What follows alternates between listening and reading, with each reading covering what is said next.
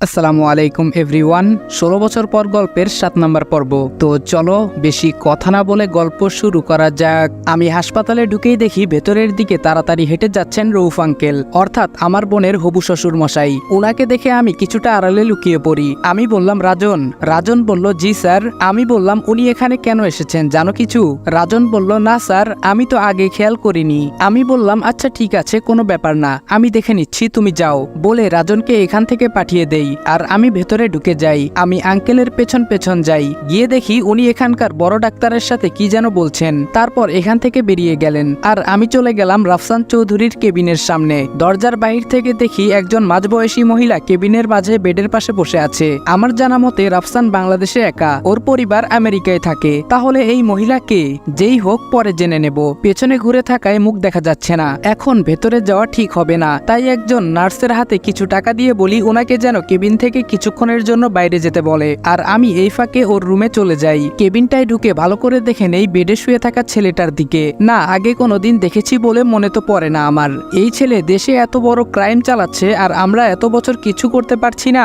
মোটেও না, এর পেছনে অন্য কেউ আছে আমি নিশ্চিত। কিছুক্ষণ পর আমি কেবিন থেকে বেরিয়ে নার্সকে ইশারায় বলে দেই। তারপর উনি ভদ্রমহিলাকে ভেতরে ঢোকার জন্য বলে। আর এইদিকে আমি চলে আসি হাসপাতালের বাহিরে। হাসপাতাল থেকে আমি সোজা বাড়িতে চলে আসি। কিছুতেই বুঝতে পারছি না লোকটা হাসপাতালে কেন গেল। বসে বসে ভাবছি, তখন সিনিয়র স্যারের ফোন এলো। আমি বললাম, হ্যালো স্যার। স্যার বলল, হ্যালো আদিব, কেমন আছো? আমি বললাম, আলহামদুলিল্লাহ স্যার, ভালো। আপনি? স্যার বলল, এই তো ভালো। কাজের কি খবর? আমি বললাম, স্যার কাজ চলছে ভালোই। এভাবেই স্যার আরো কিছু কথা বলে ফোনটা কেটে দিলেন। আর আমি বসে বসে ভাবছি কিভাবে কি হতে পারে, হিসেব মেলানোর চেষ্টা করছি। তখন মনে পড়ে রাতুলের দেওয়া চৌধুরী পরিবারের পূর্ব ইতিহাসের কথা। এখানে বলা আছে, চৌধুরী গ্রুপ অফ ইন্ডাস্ট্রির মালিক রহমান চৌধুরীর একমাত্র মেয়ে ছিল, কোনো পুত্র সন্তান নেই। আর সেই মেয়ে হলেন মিসেস রাবেয়া চৌধুরী, অর্থাৎ রোহানের মা। রোহানের মা মিসেস রাবেয়া চৌধুরী হলেও বাবা রউফ চৌধুরী নন। রহমান চৌধুরী তার একমাত্র মেয়ের বিয়ে দেন বিশিষ্ট ব্যবসায়ী রেজওয়ান চৌধুরীর সাথে। এইটুকু ভাবনার মাঝখানে ফোন চলে আসে, আর তাই ল্যাপটপটা অফ করে বেরিয়ে যাই বাসা থেকে। কাজ শেষ করে বাসায় ফিরি। আয়াসকে ফোন করে জানিয়ে দেই আজ যেন তৈরি থাকে সে। আমি বললাম, আয়াস। আয়াস বলল, ইয়েস স্যার। আমি বললাম, শুনো, তোমাকে একটা কাজ করতে হবে। আয়াসকে হাসপাতালে নজর রাখার উদ্দেশ্যে পাঠিয়ে দেই। আর এদিকে আমি বললাম, আঙ্কেল। বাবা বলল, হ্যাঁ বলো। আমি বললাম, আঙ্কেল আমার একটা জরুরি কাজ আছে, তাই আমাকে যেতে হবে। আগামীকালের মধ্যে ইনশাআল্লাহ ফিরে আসবো। বাবা বলল, বিয়েটার পরে করলে হয় না? আমি বললাম, খুব দরকারি আঙ্কেল। বাবা বললেন, আচ্ছা ঠিক আছে। আমি চলে এলাম অগ্নিদের বাসায়। আজ মিশনে এখান থেকেই যাব। দেখতে দেখতে রাত হয়ে আসে। আমি নীরব আর রাতুলকে তৈরি হতে বলে নিজেও তৈরি হয়ে নেই। তবে আজ আমাদের গন্তব্য সেই স্কুল এরিয়া নয়, গন্তব্য হলো নতুন একটি জায়গা, যেখানে আমার সাথে রাফসান চৌধুরীর ঝামেলা হয়েছিল। যেমনটা ভেবেছিলাম তেমনটা না। নীরব বলল, স্যার জায়গা একদম খালি, কেউ নেই। আমি বললাম, বুঝতে পারছি না। রাতুল বলল, স্যার আমরা ঠিক জায়গায় আসছি তো? রাতুলের কথায় আমি ওর দিকে ভ্রু কুচকে তাকাই আর নীরব তাকায় চোখ লাল করে, কারণ রাতুলের কথার মানেটা বুঝতেই পারছেন, ও ওর সিনিয়রকে ভুল ধরছে। রাতুল কিছুটা ভরকে যায় কথাটা বলে। আমি বললাম, এসেছি তো ঠিক জায়গাতেই, ভুল না, তবে কিছু একটা গন্ডগোল আছে। নীরব বলল, ঝড়ের পূর্বাভাস মনে হচ্ছে স্যার। আমি বললাম, হতে পারে। তোমরা এক কাজ করো, মুখগুলো ভালোভাবে ঢেকে নাও, যেন কোনো অবস্থাতেই মুখ দেখা না যায়। দুজন একসাথেই বলল, ওকে স্যার। আমি বললাম, জায়গাটা ভালো করে ঘুরে দেখো, খুব সাবধান। ওরা দুজন দুদিকে এগিয়ে গেল আর আমি পেছনে। কিছুক্ষণ খোঁজাখুঁজির পর কিছু পাইনি, আর আমাদের উপর আক্রমণও হয়নি। তাই হতাশ হয়ে ফিরে আসবো তখনই মনে হলো কেউ যেন ফলো করছে। পেছনে ঘুরে দেখি কেউ নেই। আমার এমন আচমকা ঘুরে যাওয়ায় নীরব আয়াস কিছু বুঝতে পারছে না। ওরা আমায় কিছু বলবে তার আগেই আমি বললাম, থামো। আমার ইশারায় ওরা থেমে যায় আর আমি কিছুটা পিছে গিয়ে দেখে আসি সেখানে কেউ নেই। আমি বললাম, কেউ তো নেই। রাতুল বলল, স্যার হয়তো মনের ভুল। আমি বললাম, চুপ, কথা বলো না তোমরা, খুব সাবধানে এখান থেকে বেরিয়ে যাও। খেয়াল রাখবে কেউ যেন তোমাদের একজনকেও চিনতে না পারে। কথাটা বলার সাথে সাথে ওরা ওখান থেকে বেরিয়ে যায় আর আমি কিছুটা সামনে গিয়ে দেখি না, কেউ নেই। তাই বেরিয়ে চলে আসতে যাব, তখন চোখ পড়ে একটা খামের উপর। তাই এগিয়ে গিয়ে খামটা হাতে নেই। খুলে দেখার আগেই টের পাই এবার কেউ সত্যি সত্যি এদিকে আসছে। আর তাই খামটা পকেটে পুরে আমি সোজা বেরিয়ে আসি, একদম এরিয়ার বাহিরে, যেখানে আমাদের বাইকগুলো রাখা। নীরব বলল, স্যার আপনি ঠিক আছেন? আমি বললাম, বলেই পকেট থেকে খামটা বের করে আমি রাতুলকে বলি ওর ফোনের টর্চটা অন করতে। আমার কথা মতো তাই করে। খামটা ছিঁড়ে সেখানে একটা ছবি পাই, আর কিছু নেই, তবে ছবিটাই অনেক কিছু বলে দেয় আমায়। আমি মুচকি একটা হাসি দিয়ে বললাম, জট খুলতে শুরু করেছে। আমার কথা শুনে নীরব আর রাতুল ছবিটার দিকে তাকায়। রাতুল বলল, স্যার এটা এখানে কি করছে? আমি আমি বললাম এটা এখানে কি করছে তা তো জানি না, এবার যা করার আমরা করব। নীরব বলল আমাদের পরবর্তী স্টেপ কি হবে স্যার? আমি বললাম আপাতত এখান থেকে চলো, এখানে থাকাটা রিস্ক, কি করতে হবে সেটা না হয় বাসায় গিয়ে বলবো। কথা শেষ করে আমরা চলে আসি সেখান থেকে। আমিও ওদের সাথেই ওদের ফ্ল্যাটে ফিরেছি। কলিং বেল চাপতেই অগ্নি দরজা খুলে দেয়। রাত এখন 3টে বাজে। আমরা ভেতরে ঢুকে দেখি আয়াস পাশের সোফায় হেলান দিয়ে বসে আছে। দেখে বোঝাই যাচ্ছে আমাদের জন্য কতটা টেনশন করছে। আমাদের দেখেই উঠে দাঁড়ালো। আয়াস বলল স্যার আপনারা ঠিক আছেন? আমি বললাম আমরা সবাই ঠিক আছি, তোমাদের খবর বলো। অগ্নি বলল স্যার আমাদের যা করতে বলেছেন তা তো করে রেখেছি। আমি বললাম গুড। আয়াস বলল স্যার পরে কথা হবে, আপনারা আগে ফ্রেশ হয়ে নিন, আমি খাবার গরম করছি। আমরা চলে গেলাম ফ্রেশ হতে, আর ওরা দুজন কিচেনের দিকে গেল। আমরা ফ্রেশ হয়ে এসে দেখি অগ্নি এবং আয়াস খাবার নিয়ে বসে আছে। আমি বললাম এ কি, তোমরা এখনো খাওনি দুজন? আয়াস বলল স্যার আপনাদের ছাড়া খেতে ইচ্ছে করেনি। আমি বললাম আচ্ছা বসে সবাই। আমি বলার পরে সবাই খেতে বসে যায়। অনলাইনে খাবার আগেই অর্ডার করে রেখেছিল ওরা দুজন। খাওয়ার মাঝখানে ওইখানের ঘটনা জানতে চায় ওরা। নীরব আর রাতুল পুরো ঘটনা খুলে বলে। খাওয়া শেষে সবাই এসে ড্রয়িং রুমে বসতে ফজরের আজান দিয়ে দেয়, আর তাই সবাই মিলে বাসায় একসঙ্গে সালাত আদায় করে নেই। ওদের দেখে বোঝা যাচ্ছে ঘুমানোর ইচ্ছে কারোই নেই, না থাকারই কথা। এই কেস সমাধান না করা পর্যন্ত কারোই শান্তি নেই। আমি বললাম শুনো সবাই, আগামী 2 দিন আমাকে বিয়ের জন্য ব্যস্ত থাকতে হবে, তাই তোমাদের উপর চাপটা বেশি পড়বে, তবে খুব সাবধানে কাজ করবে, আর আমি যতটা পারি চেষ্টা করব। আগামী 2 দিনের মধ্যে রাফসান চৌধুরী, হাসপাতালের সেই মহিলা, রাবেয়া চৌধুরী, রেজওয়ান চৌধুরী, রহমান চৌধুরী আর ছবিতে থাকা ব্যক্তি, এদের সম্পর্কে A to Z খবর আমার চাই। যেখান থেকে পারবে বের করবে, তবুও বের করতে হবে। এই 2 দিন তোমাদের অন্য কাজে কম মন দিলেও চলবে। আর হ্যাঁ, অফিসের চিন্তা করতে হবে না, এতে চাকরি চলে গেলে যাবে। আমাদের এখন আর ওই অফিসে কাজ নেই, আসল চাল তো চলছে বাহিরে। ওদের সাথে আরো অনেক কথা বললাম। এর মধ্যে ভোরের আলো ফুটে গেছে, তাই আমি কিছুক্ষণ বিশ্রাম নিয়ে নেই এখানেই। তারপর বেরিয়ে পড়ি বাড়ির উদ্দেশ্যে। আজ সন্ধ্যায় বোনের গায়ে হলুদ আর কাল বিয়ে। ইচ্ছে ছিল বিয়ের আগেই কেসটা শেষ করতে, কিন্তু পারিনি, জটলা পেকে গেছে। তাতে কি, বিয়ের পর সব ঠিক হয়ে যাবে, এই ভেবে বাড়িতে ফিরি, আর ওরা 4 জন কাজে লেগে পড়ে। সকাল সকাল আমায় বাসায় ফিরে আসতে দেখে বাবা বললেন, আরে রাজ, কাজ শেষ তোমার? আমি বললাম পুরোপুরি শেষ হয়নি, আর কিছুদিন সময় লাগবে, তাই ভাবলাম ছোট বোনের বিয়েটা খেয়ে নেই, তারপর না হয় কাজে মন দেব। 2 দিনই তো সময়, তাই না? বাবার মুখ দেখে বোঝা যাচ্ছে আমার কথায় বেশ খুশি হয়েছেন, তবে ভেতরে ভেতরে কষ্ট পাচ্ছেন নিজের ছেলের জন্য।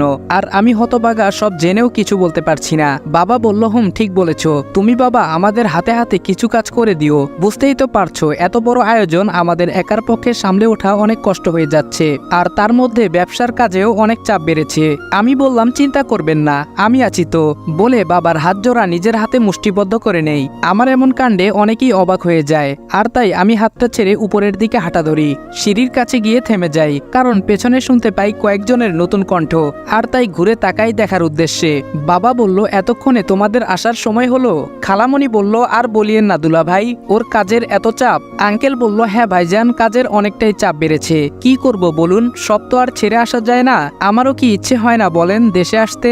এদের কথা চলতে থাকে, এর মাঝে ভাইয়া ভাবি এসে সবার সাথে কুশল বিনিময় করে নেয়। মা তো এতদিন পর বোনকে পেয়ে আনন্দে আত্মহারা হয়ে পড়ে। ওদের কাহিনী দেখে আমার চোখ দিয়ে কিছুটা পানি চলে আসে, যা সবার অগোচরেই মুছে নেই। আমি উপরের দিকে পা বাড়াই, পেছন থেকে কেউ আদি ভাইয়া বলে ডাক দেয়। নামটা শুনে আমি চমকে পেছনে তাকাই, আর দেখি সবাই কেমন অবাক হয়ে তাকিয়ে আছে, একবার আমার দিকে তো একবার নিশির দিকে। নিশি হলো ইসির ছোট বোন। নিশি বলল তুমি নিশ্চয় আদি ভাইয়া তাই না? আমি কি বলবো বুঝতে পারছি না, আর সেও আমার উত্তরের অপেক্ষা না করে গড়গড় করে কথা বলেই যাচ্ছে। ওরই বা কি দোষ, ছোট মানুষ তাই এত প্যাচগোজ বোঝে না, হয়তো কোনোভাবে আমার সম্পর্কে জেনেছে। আমি বললাম তুমি ভুল করছো, আমি তোমার আদি ভাইয়া না, আমার নাম রাজ। আর তোমার নাম? নিশি কিছুটা অপ্রস্তুত হয়ে যায়, আমতা আমতা করে বলে আমি নিশিতা জামান। সরি ভাইয়া, আমি বুঝতে পারিনি। আমি বললাম ইটস ওকে বলে সেখান থেকে চলে আসি। বাবা মা বোন এসেছে, অথচ ইসি গেল না কেন? ইসি কি বাসায় নেই? নিজের রুমে ঢোকার আগে একবার ওর রুমে উকি মারি, ওই তো ল্যাপটপে কাজ করছে। নিজের ফ্যামিলি এসেছে অথচ কোনো ফিলিংস নেই, ব্যাপার কি? আমি আর কিছু না ভেবে ঠোঁট বাঁকিয়ে নিজের রুমে চলে আসি। রুমে এসে ফ্রেশ হয়ে বিছানায় শুয়ে আছি। একটা কথা আমার মাথায় আসছে না, নিশি কেন আমাকে আদিব ভাইয়া বলল? আমি নিশিকে দেখিনি কোনো সময়, ওর জন্মের আগেই চলে গেছিলাম। সবার কথা শুনে জানলাম ওই ইসির বোন, তাহলে ওর তো আদিবকে জানার কথা না। প্রশ্নগুলো রয়ে গেল মনে, উত্তর নেই। যাকগে, নিশির সাথে কখনো কথা হলে জেনে নেব, এখন এই চিন্তা বাদ। তাই উঠে নিচে গেলাম, বাবা আর ভাইয়ার হাতে হাতে কাজ করে দিচ্ছি। সবাই ব্যস্ত, এত ব্যস্ততার মাঝেও খেয়াল করলাম ইসি সবাইকে এড়িয়ে চলছে। সবাই বলতে ওর বাবা মা আর কি, উনাদের মনটা খারাপ হয়ে গেল, আর তা দেখে আমারও খারাপ লাগছে। দেখতে দেখতে সন্ধ্যা হয়ে গেল, শুরু হয়ে গেছে হলুদের আয়োজন। ছেলের বাড়ি থেকে কয়েকজন এসেছে হলুদ নিয়ে, তাই সবাই ওদের নিয়ে ব্যস্ত। ইসিও আছে এখানে, তবে খুব চিন্তিত। কি নিয়ে চিন্তা করছে ঠিক বুঝতে পারছি না। কিছুক্ষণের মধ্যে হলুদের অনুষ্ঠান আরো জমজমাট হয়ে ওঠে। সবাই ভীষণ খুশি, আনন্দ আর হৈহুল্লোড়ে পুরো বাড়ি মুখরিত। এখন সবকিছুর মধ্যেই একটা ঘটনায় আমার খুব খারাপ লাগছে, চলুন সেটা দেখি। নিশি বলল, আপু পাপা তোমায় ডেকেছে। ইসি নিশ্চুপ। নিশি বলল, এই আপু। ইসি বলল, যা পরে দেখে নেব। নিশি চলে যায় আর নিজের কাজে ব্যস্ত হয়ে পড়ে। কিছুক্ষণ পর আঙ্কেল বলল, ইসু একটু শোন না মা। ইসি বলল, বলো। আঙ্কেল বলল, এখনো আমাদের উপর তোর রাগ কমেনি? ইসি বলল, এখানে এসব বলার জন্য ডেকেছো? আঙ্কেল বলল, ভালো লাগছে না মামনি। ইসি বলল, দেখো পাপা, বাদ দাও পুরনো টপিক। বলে ইসি এখান থেকে চলে যায়। আমি বুঝতে পারছি না ব্যাপারটা আসলে কি, তাই আবার কাজে মন দেই। কিছুক্ষণ পর আমার হাতের কাজটা শেষ করে আমি ইসিকে খুঁজতে থাকি, কিন্তু কোথাও নেই। ছাদে দেখে আসি বলেই ছাদের দিকে গেলাম। বিয়ে বাড়ির আয়োজনের জন্য বেচারা ছাদটা অসহায়ভাবে পড়ে আছে, তবে এখন অসহায় লাগছে না। চাঁদের আলোয় ঝলমল করছে ছাদের রেলিংগুলো, টবের মধ্যে থাকা ফুলগুলো অপরূপ লাগছে জ্যোৎস্নার স্নিগ্ধ আলোয়। তারই একপাশে রেলিং ধরে দাঁড়িয়ে আছে ইসি, লাল পাড়ে হলুদ শাড়ি পরা, চুলগুলো খোলা, সমস্ত পিঠে এলোমেলো ভাবে ছড়া আছে চুলগুলো। সাধারণত পুলিশের দায়িত্বে থাকা মেয়েরা কতটা সুন্দর সেটা বোঝা মুশকিল হয়ে পড়ে তাদের কাজের ভারে আর পোশাকের আড়ালে। অনেকক্ষণ থেকে আমি ওর পেছনে দাঁড়িয়ে আছি, কিন্তু আমার দিকে খেয়াল নেই। আমি গলাটা হালকা একটু ঝাড়া দিলাম, কারো গলার শব্দ শুনে পেছনে ফিরে তাকায়। আমি একদম কাছাকাছি থাকায় ফিরে আমার মাথার সাথে ওর মাথা বাড়ি খায়। আমি বললাম, বাবা গো, মা গো, মেরে দিল গো। এসি বলল, আপনি এখানে কি করছেন? এতটাও লাগেনি, এত সিন ক্রিয়েট না করলে ভালো হয়। আমি বললাম, একই প্রশ্ন তো আমিও করতে পারি। কপালে হাত ডলতে ডলতে কথাটা বললাম। ইসি বলল, আজব তো, আপনি রাতের বেলায় ছাদে কি করছেন? আমি বললাম, ভাড়া দেওয়ার সময় তো বলেনি রাতে ছাদে উঠা যাবে না। ইসি বলল, যত সব ফালতু লোক। কথাটা বলে ছাদ থেকে বেরিয়ে যাচ্ছে। আমি বললাম, ও হ্যালো। রাগের ঠেলায় তো ফোনটা রেখেই চলে যাচ্ছেন। বলেই আমি ফোনটার ফ্ল্যাশ লাইটটা অন করতে টান মেরে আমার হাত থেকে ফোনটা নিয়ে নেয়। আবারও চলে যাবে, ঠিক তখন আমি বললাম, দাঁড়ান। ইসি আমার দিকে আবারও ভ্রু কুচকে তাকায়। আমি বললাম, একটা কথা ছিল আপনার সাথে। ইসি বলল, ওহ, তার মানে আমাকে ফলো করেই ছাদে এসেছেন? আমি বললাম, এরকম বলতে পারেন। ইসি বলল, তা বলুন কি বলতে চান? আমি বললাম, জানি না কথাটা বলা ঠিক হবে কিনা, তবুও বলছি, আপনি আপনার বাবা মায়ের মনে কেন কষ্ট দিচ্ছেন? ইসি বলল, হু আর ইউ? আমি বললাম, দেখুন আমি জানি আমি কেউ না, কিন্তু আপনার ব্যাপারটা ঠিক করেননি।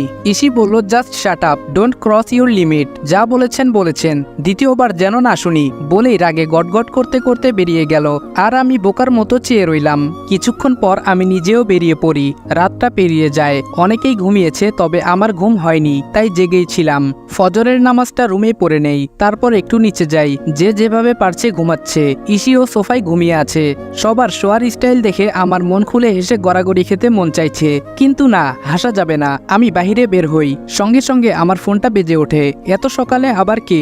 ফোনটা রিসিভ করে অপর পাশের কথা শুনে আমি বললাম, তুমি থাকো, আমি এক্ষুনি আসছি। ফোনটা ছিল আয়াসের, সে হাসপাতাল থেকে ফোনটা দিয়েছে, তাই ফোনটা কেটে আমি সাথে সাথে হাসপাতালের দিকে ছুটে যাই। হাসপাতালে পৌঁছে দেখি রৌফ চৌধুরী দাঁড়িয়ে আছেন রাফসান চৌধুরীর বেডের সামনে, আর তার উল্টো দিকে ঘুরে আছেন সেই মহিলা যার মুখটা এখনো আমি দেখতে পাচ্ছি না। আমি বললাম, উনি এখানে?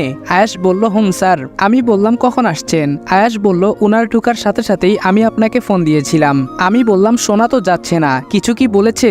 আয়াস বলল, স্যার, মিস্টার চৌধুরীর মুখ দেখে মনে হচ্ছে কোনো একটা সমস্যায় আছে। আমি বললাম, এই রৌফ চৌধুরী মানুষটাই একটা সমস্যার কারখানা, দেখা যাক কি হয়। তুমি থাকো, আমাকে যেতে হবে, না হলে ওইদিকে আবার সন্দেহ করবে। আয়াস বলল, ওকে স্যার। বলেই আমি বেরিয়ে এলাম। এদিকে বিয়েতে সবাই ব্যস্ত। কিছুক্ষণের মধ্যে সব বরযাত্রীরা চলে আসে। বিয়েতে আরুর ছোট ভাইয়ের দায়িত্বটা আমি পালন করেছি। আমার এখানে আসাটা সার্থক হয়েছে। আর কি লাগে, বিয়ে বাড়িতে দুজন মানুষের মুখে চিন্তার ছাপ স্পষ্ট ছিল, একজন ইসি আর একজন রৌফ চৌধুরী। ইসির চিন্তার কারণ আমি জানি, তবে চৌধুরী সাহেবেরটা ঠিক ধরতে পারছি না। আমি বিয়ের প্যান্ডেলে একপাশে দাঁড়িয়ে ফোন টিপছি, এমন সময় পেছন থেকে কারোটাকে পেছনে ফিরে তাকাই। নিশি বলল, এই যে ভাইয়া, আপুকে দেখেছেন? আমি বললাম, মানে? নিশি বলল, ওপস, সরি, আপনি তো আবার এই বাড়ির কেউ না। আমি বললাম, তুমি কার কথা জিজ্ঞেস করছো? নিশি বলল, আমার আপু ইশিতা জামান, চিনেন নাকি? আমি বললাম, দেখেছি তো। কেন খুঁজছো? নিশি বলল দরকার ছিল। আমি বললাম তুমি যাও, আমি খুঁজে দেখছি। নিশি বলল থ্যাঙ্কস ভাইয়া, খুঁজে পেলে আমার কথা বলবেন। আমি বললাম ওকে। এই বলে ওকে বিদায় করে দেই। তারপর সারা বাড়িতেও কোথাও খুঁজে পাচ্ছি না। আমি সারাটা সময় চোখে চোখে রেখেছি। শিট, একটুর জন্য অন্যমনস্ক হয়ে যাওয়ায় কোথায় চলে গেল? ও কি আমার উপর নজর রেখেছিল নাকি? যাই হোক, এখন বাইরে খুঁজতে হবে। তাই গেটের বাইরের দিকে চলে যাই। আমি এখন বাইরে দাঁড়িয়ে ভাবছি কোথায় খুঁজি। এমন সময় পেছনের দিকে ঘুরে বাড়ির গেট দিয়ে ভেতরের দিকে তাকাতেই দেখি ইসি সবার সাথেই আছে। এটা কেমন করে সম্ভব? আমি তো সারা বাড়ি খুঁজে এলাম এই মাত্র। কোথায় ছিল তাহলে? আমি নিজেও আবার ফিরে আসি। ভালোই ভালোই বিয়েটা সম্পূর্ণ হয়। পুরো বিয়েতেই ইসি একটু পর পর মিসিং ছিল। বিষয়টা নোটিশ করেছি আমি, কিন্তু কোথায় গেছে তা খুঁজে পাইনি। বিয়ে শেষে চলে এলো বিদায়ের পালা। কোনে বিদায়ের সময়। বিয়েটা আমার বোনের স্বইচ্ছায় হয়েছে, তবুও কেন এত কান্নাকাটি? বাবাকে জড়িয়ে ধরে আরো চিৎকার করে কাঁদতে কাঁদতে একবার জ্ঞান হারিয়ে ফেলে। আর তাই সবাই ব্যস্ত হয়ে পড়ে সেদিকে। আমি দূরে দাঁড়িয়ে সবটা দেখছি। মনটা আমারও ভীষণ খারাপ হয়ে আছে। এসব ভাবনার মাঝে নোটিশ করি মিস্টার চৌধুরী বাবাকে কিছু একটা বলে হন্তদন্ত হয়ে বেরিয়ে গেছেন। আমার সন্দেহ হয়, কিন্তু আমার বের হওয়ার উপায় নেই। তাই তাড়াতাড়ি ফোনটা বের করে রাতুলকে কল দেই। আমি বললাম হ্যালো। রাতুল বলল হ্যালো স্যার। আমি বললাম কোথায় তুমি? রাতুল বলল স্যার একটা কাজ করছি, তবে বাসায় আছি। আমি বললাম কাজটা রাখো, আর এখনই মিস্টার চৌধুরীর ফোন নাম্বারটা নাও আর ট্র্যাক করো ফাস্ট। রাতুল বলল ওকে স্যার। রাতুলকে উনার নাম্বারটা দিয়ে দেই, আর আমি বিয়ে বাড়ির কর্মকাণ্ড দেখতে থাকি। এদিকে আরেকজন বেরিয়ে পড়ে, কাউকে কিছু না বলে। ঠিকই বুঝেছেন আপনারা, ইসি বেরিয়েছে। এবার আমার চোখ ফাঁকি দিতে পারেনি। আমিও পিছু নেই। অনেকটা রাস্তায় চলে এসেছি। মুখোমুখি হওয়ার থেকে বাঁচতে একটু আড়ালে দাঁড়াই, কিন্তু এখান থেকে বেরিয়ে দেখি ইসি গায়েব। গেল কোথায়? ভ্যানিশ হয়ে গেল। ফোনটা বেজে উঠে। আমি বললাম হ্যালো। রাতুল বলল হ্যালো স্যার। আমি বললাম বলো। রাতুল বলল স্যার মিস্টার চৌধুরীর নাম্বার হাইওয়েতে যাওয়ার পর অফ হয়ে যায়। আমি এখন হাইওয়েতে আছি। আমি বললাম উফ শিট, চলে এসো, পরে দেখে নেব। আমি রাস্তায় দাঁড়িয়ে কথা বলছি। এমন সময় লক্ষ্য করলাম আমার পেছনে কেউ আছে। তাকিয়ে তো আমার চোখ কোটর থেকে বেরিয়ে আসার উপক্রম। ইসি বলল আমাকে ফলো করছেন? আমি কি বলবো বুঝতে পারছি না। ইসি বলল কি হলো, কথা কানে যায় না? কেন ফলো করছেন আমায়? কে আপনি? আমি বললাম দেখুন আমি আপনাকে ফলো করছি না। ইসি বলল শাট আপ, মিথ্যে বললে আপনার কি হাল করব তা কল্পনাও করতে পারবেন না। আমি মনে মনে বললাম কোথায় ফেসে গেলাম? এই তো দেখি আমার থেকে এক ধাপ উপরে। কি করি এখন? ইসি বলল হু আর ইউ, অ্যান্সার মি। আমি বললাম I am Rajdeep Ahmed. EC বলল একটা চর মেরে তোর সব দাঁত ফেলে দেব। আমি বললাম কি সব বলছেন আপনি? তুই তুকারি করছেন আমায়? ইসি বলল আমার পিছু কেন নিয়েছিলি বল। আমি বললাম দেখুন মিস ইশিতা জামান, পুরো শহরটা আপনার একার নয়, তাই আমি কখন কোথায় যাচ্ছি তার কৈফিয়ত আপনাকে দিতে বাধ্য নয়। ইসি বলল আলবাত বাধ্য, কারণ আপনি আমায় ফলো করছেন। আমি বললাম আপনি কি কোনো ক্রাইমের সাথে যুক্ত? ইসি বলল হোয়াট? আমি বললাম তা না হলে কে আপনাকে ফলো করছে, কে পিছু নিচ্ছে তা নিয়ে এত মাথা ব্যথা কেন? হয়। ইসি আর কিছু বলল না, আমার সামনে থেকে চলে গেল। আমি পেছন থেকে একটু জোরেই বললাম ও hello, to be careful okay. ও আমার দিকে ভ্রু কুচকে তাকিয়ে কিছু বলবে, তার আগেই আমি ফোনটা কানে নিয়ে ওকে পাশ কাটিয়ে হাঁটা ধরলাম। বাসায় ফিরে দেখি কোণে বিদায় শেষ, সবাই ড্রয়িং রুমে বসে আছে। আমাকে ঢুকতে দেখে বাবা বলল রাজ। আমি বললাম জি। বাবা বলল কোথায় ছিলে তুমি? আমি বললাম আসলে আঙ্কেল আমার একটা বন্ধু কল দিয়েছিল, ওর একটা সমস্যা হয়েছে তাই গিয়েছিলাম। বাবা বলল ও আচ্ছা, আসলে তোমায় একটু দরকার ছিল তখন, কিন্তু সারা বাড়িতে তোমায় খুঁজে পাইনি। আমি বললাম সরি আঙ্কেল, আসলে বন্ধুর কাজটা একটু বেশি জরুরি হয়ে পড়েছিল, তাই না গিয়ে পারলাম না। আমার কথা শুনে উপস্থিত দুজন ব্যক্তির চেহারাটা অন্যরকম লাগছে। একজন হলেন আমার ভাবি, যাকে আমি ওই দিন রাতে ধরা পড়ার পর বন্ধুর কথা বলেছিলাম, আর একজন ইসি, সে তো ভালো করেই জানে আমি মিথ্যা বলছি। ড্রয়িং রুমে সবাই যার যার কাজে ব্যস্ত। আমিও কিছুক্ষণ থেকে চলে এলাম নিজের রুমে। ফ্রেশ হয়ে এসে বসে আছি। এমন সময় কেউ আমার রুমের বাইরে নক করছে। এখন এই সময় কে এলো বুঝতে পারছি না, তাই হাত থেকে ফোনটা রেখে রুমের ছড়িয়ে ছিটিয়ে থাকা জিনিসগুলো গুছিয়ে রাখলাম। দরজাটা খুলে দেখি ভাবি যান আমার বাহিরে দাঁড়িয়ে আছে। আমি বললাম আপনি এখানে, কি ব্যাপার? ভাবি বলল কি করো তুমি রুমের ভেতর? আমি বললাম কই কিছু না তো। ভাবি বলল দরজা খুলতে এতক্ষণ লাগে? আমি বললাম আসলে আমি ওয়াশরুমে ছিলাম তাই তো। ভাবি বলল নিচে চলো তোমাকে খেতে ডাকছে। আমি বললাম আপনি যান আমি আসছি। ভাবি বলল একটা কথা ছিল।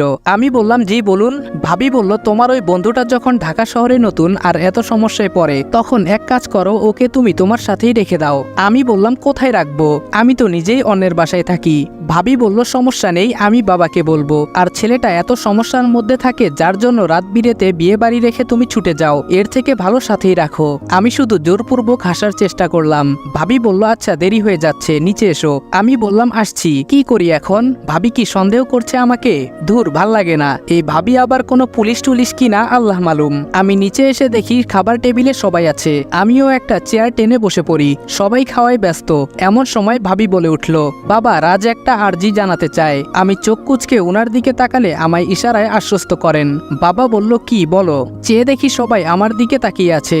ভাবি বলল, আসলে বাবা, রাজের একটা বন্ধু এই শহরে নতুন। ভাবি সবটা খুলে বলে, সেদিন রাতের ঘটনা পর্যন্ত। যা শুনে আমার গলায় খাবার আটকে যায়। খালামণি এক গ্লাস পানি আমার দিকে এগিয়ে দেন, আর আমি সেটা ঢকঢক করে খেয়ে নেই। বাবা বলল, আচ্ছা বেশ, রাজ, যতদিন তোমার বন্ধু শহরটা ভালো করে না চিনতে পারছে ততদিন তুমি ওকে এই বাড়িতে তোমার সাথে রাখতে পারো, আমাদের সমস্যা নেই। আমি বললাম, আচ্ছা। মা বলল, আজ আমাদের আদি যদি থাকতো তাহলে ওর বন্ধুরা এমন বিপদ হতে পারতো।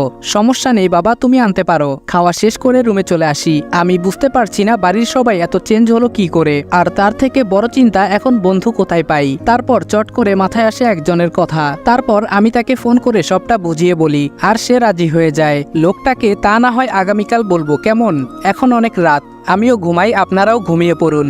Good night.